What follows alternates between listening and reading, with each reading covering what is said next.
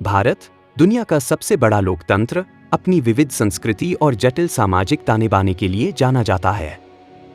इस ताने बाने का एक महत्वपूर्ण हिस्सा हैं यहाँ की जातियाँ, जिन्होंने सदियों से देश की राजनीति, अर्थव्यवस्था और समाज को आकार दिया है।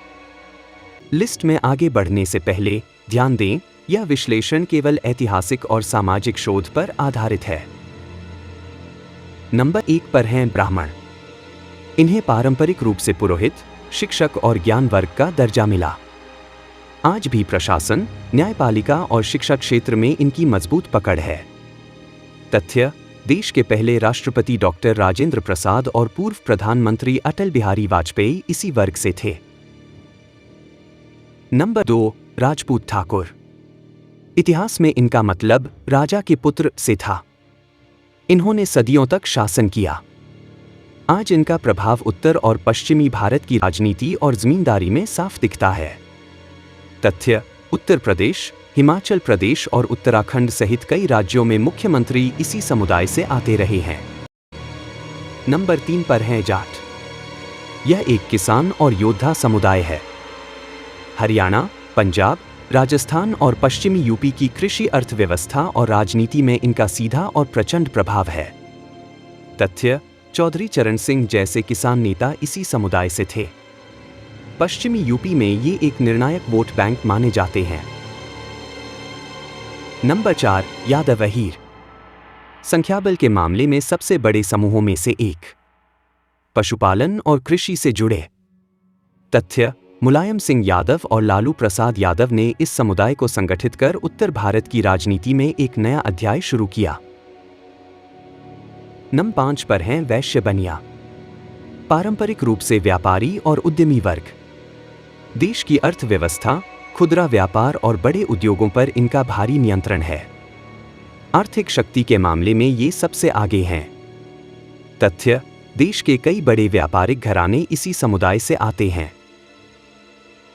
नंबर 6, कुर्मी पटेल पटीदार।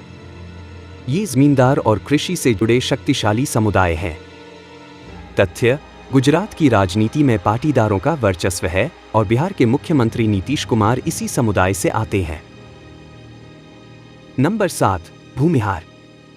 मुख्य रूप से बिहार और पूर्वी उत्तर प्रदेश में जमींदार वर्ग के रूप में जाने जाते हैं। राजनीतिक रूप से अत्यधिक सक्रिय और प्रभावशाली। इनका प्रभाव प्रशासनिक पदों पर मजबूत रहा है। नंबर 8, गुर्जर गोजर। अपनी मांगों को मनवाने के लिए बड़े आंदोलनों के माध्यम से ये सामाजिक शक्ति का प्रदर्शन करते रहे हैं। तथ्य: इनका सैन्य और पुलिस बल में अच्छा प्रतिनिधित्व है, जिससे इनकी सामाजिक स्थिति मजबूत हुई है। नंबर 9, सिख। धार्मिक पहचान होते हुए भी पंजाब के जट सिख कृषि और खत्री सिख व्यापार और सैन्य क्षेत्रों में अत्यंत प्रभावशाली हैं। इनका वैश्विक आर्थिक योगदान भी महत्वपूर्ण है। और आखिर में नंबर 10 पर हैं मीणा।